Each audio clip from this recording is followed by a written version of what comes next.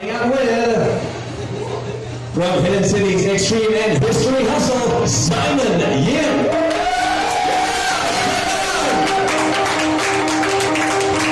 Celebrity Car Wars, our very own Manila. Get your cameras ready for a photo face-off with Justin Mott. You wouldn't want to hide from this lady. Go right and see Jamie Nancy. Boys in fire, you gotta be proud. We will live. From the Vickers, we got Daniel Gobi. Counting cars. How many can you count? Let's count his horns. Two of them, Hardy.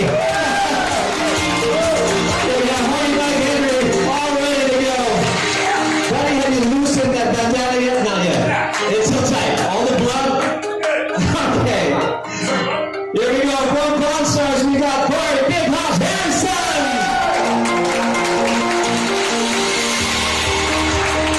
From Tiny House Nation, bagay-bagay sa Pilipinas, tiny mga houses natin dito. We have John Weisborn and Zach Griffin. John and Zach, there you go. And he's got his own little camera. We have from Destination Flavor. Hope you guys are hungry. We got Adam Liao. We're going to find out later on if he is ready to eat some more Filipino cuisine. Yeah. And speaking of eating, we have with us, believe it or not, a professional competitive eater. Yes, that's actually our profession. Takeru Kobayashi. We're going to bring along the hot dogs, hamburgers, and sisig. Okay. We have our professional basketball dunker. You have to see it to believe it. His vertical leap running is 50 inches. 50 inches. Later on, we'll show you how high that is. All right? We have Jordan. Mission Impossible. Look at him. And the green hair, of course. And how cool is this, folks? Because we have with us right now a captain of the U.S. Navy and an actual astronaut, Barry E. Livermore. Joining us from space, apparently. Thank you for coming down to Earth, Barry. All right, so let's start out from Simon. Let's go down the line really quickly because I'm sure that there are a lot of people who are really excited to find out what more is in store for them in your program. So talk about your program a bit and then please promote and give your message to the Filipino audience. History Hustle is all about history and going on the street and hustling a bunch of people, asking them about their own countries and facts and figures. So watch out, I'm coming back for you guys, Philippines. So what did you learn? What did you learn last time you were here? Who are the Philippines named after? Nice. Johnny Mike! Give it up one time! In Tagalog, Philippines means horny Mike, so interesting. Okay, thank you. Manila, let's move on to you. What is your program about? Lots of crashing cars, dangerous? Yes, magandang hapon po sa inyong lahat. I'm representing the Philippines for Celebrity Car Wars Season 2 and it's going to air on September 4, Monday, 9:55 p.m. on History Asia Channel. See you on spot. Nice. And it was about everything about crashing cars, racing it, everything out of the box, and not just that, we're also crashing each other's egos. A lot of drama, action, everything. You forgot about the sexy outfit you're wearing while driving. Come on. Under the racing suit, of course. It's gotta be legal, you know? Thank you. That's Manila Baranda from Celebrity Car Wars. Justin! Hi, everyone. I mean, come on. How many cameras do you see here? Two cameras at the same time. You should compete next year on Photo Face Off. This season, we're back for season 4. It premieres August 24th, 9 p.m. on History Channel, every single Thursday night. The show's bigger, it's bolder. This year I have hair, and it's real. I was about to say, you grew your hair. And this year we're back filming in the Philippines. We filmed here in Manila. It was fantastic, so stay tuned to see how the Philippines did. Our show is a reality show that makes photography a sport. That's right. So it's like the Photography Olympics for Southeast Asia, and it was born here in Southeast Asia. And have you met many Filipino photographers? Absolutely, every year. There they are. And what do you notice about them? Are they a lot more aggressive in terms of getting the shot? Every single year, people want to beat me more. I think it's because I'm so obnoxious, I'm a tough judge, and that's the cool thing about our show, is you get a chance to beat the pro. But you're not going to. There's a word of warning right there. All right, Jamie! Hello! Welcome back to the Philippines, dear. That's right, I'm back for my 5th season of Ride and Seek, my 3rd season in the Philippines. This time I get off the beaten path in Mindanao, Palawan, and Batanes. Wow. We do all kinds of adventurous activities, a little bit of history, some diving, some jumping off of cliffs, that kind of thing. So there's practically nothing that you wouldn't do. Really? Yeah. Let's put it into perspective. But yes, thank you so much for, you keep on coming back and you keep on loving us, so thank you so Oh, much. I love it here. Okay. Ryu! How y'all doing? Yeah, we're all doing great. We're all excited about all this, all these swords and all these blades that you're coming up with. And, some people ask me, can it actually be a hobby that they can create in their garage? Oh, yeah, of course. Actually, 2 years ago, I won $10,000 and I brought it back to the Philippines. It wouldn't mean much in the U.S., but I thought more people could use it around here. And I was doing a seminar, workshop, teaching how to get started. Hoping it could generate jobs. So I understand how hard it is to find good jobs around here. Right. But if you can create your own for next to nothing, Yes. it could be Try the other one. There. yeah, it could be a big help for a lot of people.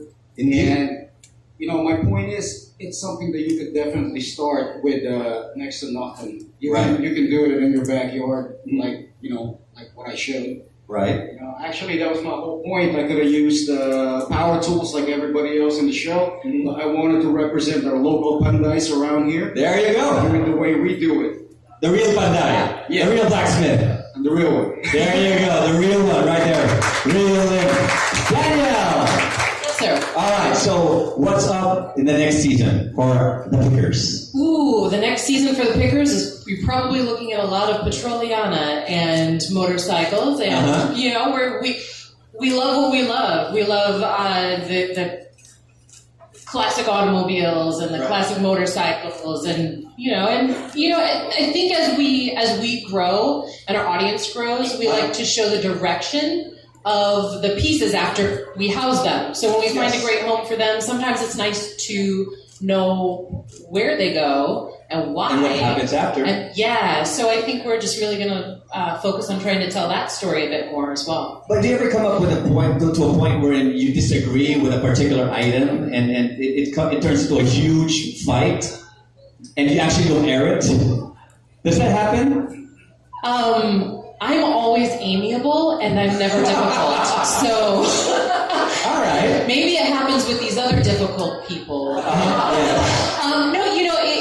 it's definitely not him. No. It's a really great and interesting thing to work with two very strong-willed men. Yes. I learn a lot about being a strong-willed woman. So, there are some fireworks occasionally, but really the fireworks, our drama to come from telling the story of the item, because that really has more historical drama, and meeting the householders that we visit and hearing their family stories, because oftentimes these items come from their families and their grandparents and whatnot. So really, most of the drama kind of comes from that direction. It's just...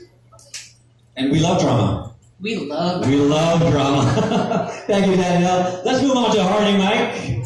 All right. What's going on? A lot, apparently. A lot actually going on right here.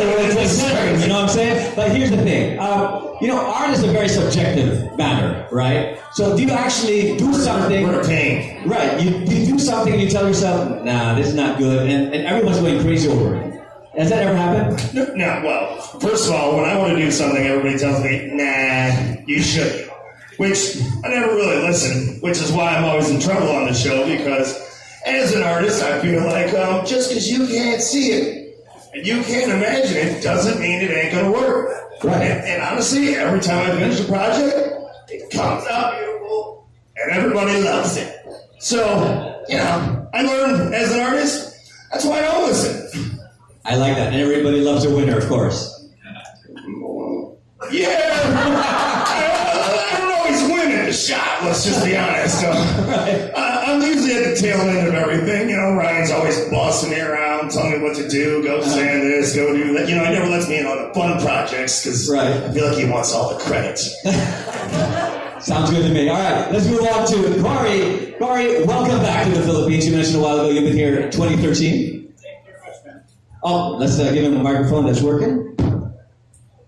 Thank you. Yeah. So, are you surprised at how big the show has become? I mean, from a germ of an idea, now it's like crazy. I was asking the press a while ago, some of our friends over here, what's your favorite show? What's your favorite show? They're like, oh, Pawn Stars. I got to tell you guys a secret. Me and my dad walked out halfway through the first episode. We were watching it on TV at some restaurant and walked outside and said, no one's going to watch this crap. What a waste of time. We just renewed a contract. I think we're in season 15 now. So, and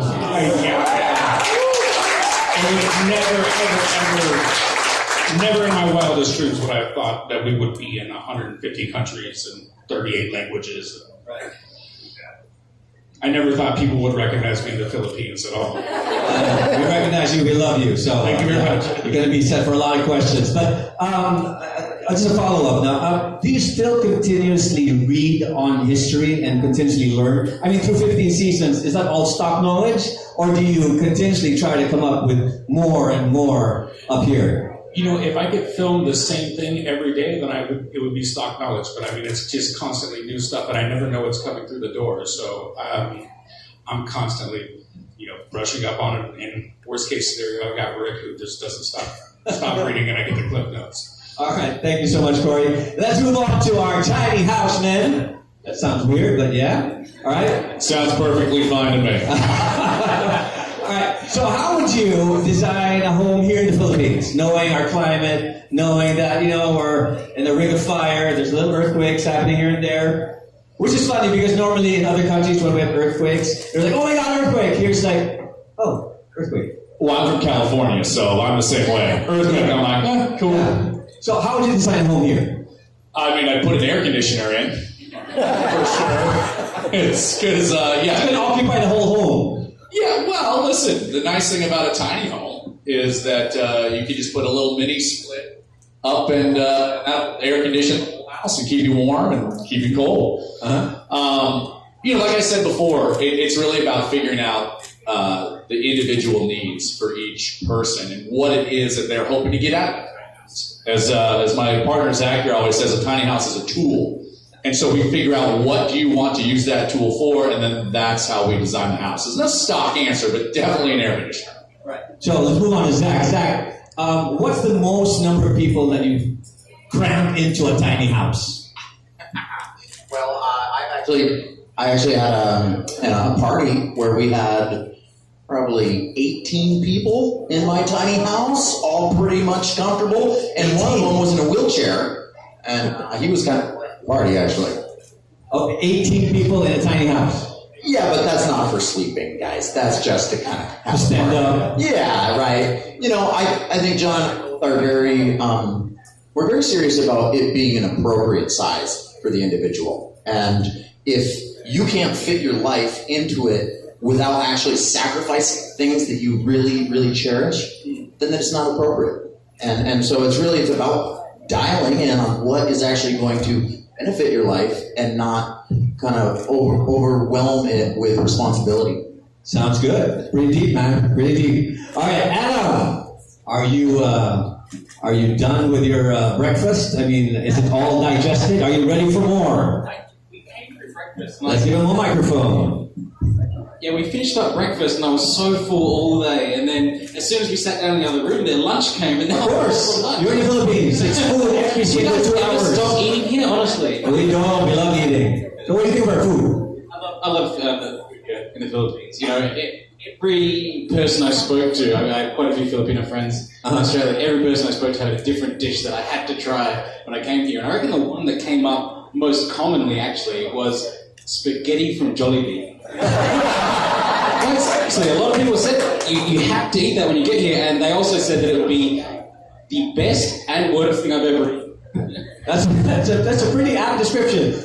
Okay, so the spaghetti you want to try here in the Philippines, that kind of spaghetti. Yeah, I mean, there is a lot. You guys know how much food there is here. And, You've tried the sisig? Yes, I have. You have? And sinigang and a bunch of different foods and chicken inasal and those kind of things. I have not had a dish that I haven't liked, to be honest. The number of times I've been here to the Philippines, I have not had a dish I haven't liked. Any advice you want to give to Takeru Kobayashi? Because he might be trying some sisig for his competitive eating. I want to know how he goes with hot food. You know, Kobayashi-san, if you have something that's very spicy, I mean, you can eat one spicy hot dog, but if you eat 70 spicy hot dogs, what is that even like? Can you eat 70 spicy hot dogs, Kobayashi? Yeah? You can? Wow. All right, we'll see what kind of records we'll be breaking later on. Let's move on to Jordan. So at what point did you realize, damn, I can jump? How old were you? I mean, I was named after Michael Jordan, so my whole life I've been kind of training for jumping. I've been fascinated by it. There's videos of me dunking at 1 year old, like on a little net. So it wasn't so much, I can jump. It was more of, jumping is really cool, so I trained every day for about 10 years. So we're talking about 1 year old, and there's a foreboding already of what the heck you can do many years later. Pretty much. I mean, I've always liked it, and it just, I just got hooked. Okay, and do you find that as more and more people try to do crazy dunks, that you try to outdo yourself each and every time? Because I've seen your dunks, and they're I have no idea what you were on when you were thinking of these dunks. But let me tell you, I mean, I remember one time, and I don't know if you guys got to see this, during the, I think it was one of the NBA All-Star games, and it was a halftime break or something, and you know, the players were milling around and doing nothing, and just hanging out, and you were doing your exhibition, right? And all of a sudden you do this dunk, and then it cuts to the players, and these are NBA professional players, and they're all like in awe. How does it make you feel when you have NBA professional players in awe of how you dunk? I mean, it's really cool, especially because those guys work so hard to get to where they are, and so they kind of understand, you know, how hard I must have worked to get to that point. But in the end, you know, I'm a professional dunker. I've been training, like I said, every day for 10 years. So I'd be a little bit surprised if, you know, they weren't kind of shocked. I mean, I knew it was a dunk that they had never seen before.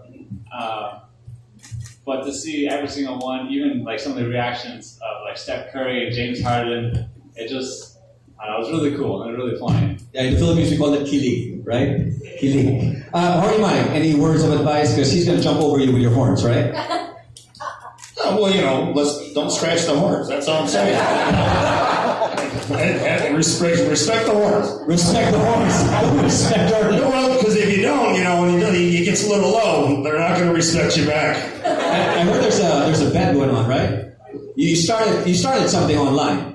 I did. And it's going to be amazing and a surprise. All right, so we'll see how that turns out in the next few days. Let's move on to Takeru Kobayashi. Again, we are talking about sisig. Have you even tried it? I just tried it. And you think you can, eat a lot of it? I think so, yeah, because I love it. All right, so when we talk about breaking a record, are we talking about the number of kilos of sisig you can eat? What are we talking about here? Is it the number of kilos that you can eat of sisig? Is that what's going to break the record? Well, I don't think there's even a record that exists about the number of plates. All right, stay tuned to find out. All right. They're asking, what's sisig? We'll let you taste it. It's really good, especially with some fried egg. Yes? Yes. Excellent. All right, let's move on to our astronaut. How cool is this? We got an astronaut right here.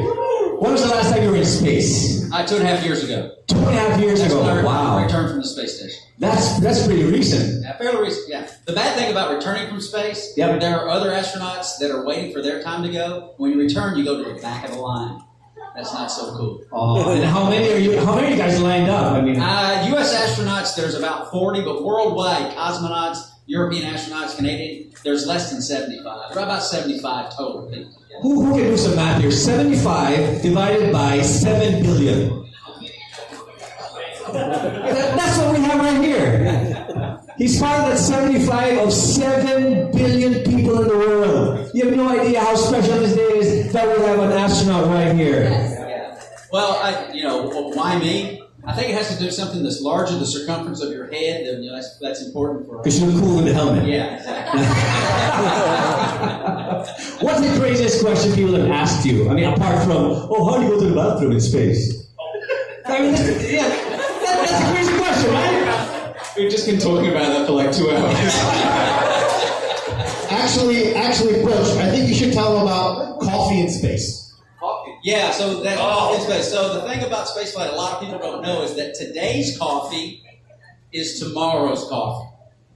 What do you mean by that? That's pretty deep, man. You lost me. Tell us Today's more. coffee, you drink it, you expel it, you process what you expel, Right. and you drink it tomorrow. So we're talking about recycling. Recycling, exactly. But then you're the recycler. We're recycling our urine, yes, exactly right. I'm so glad we're done with our lunch. Thank you so much for that. Butch just brought back some from space, so if you're interested in trying, it'll be at his Everybody, just say it. Is it anything like, the Pacific coffee that we have? Have you tried that? Yeah, regrettably, I'm not a coffee drinker. But then you would drink your own coffee.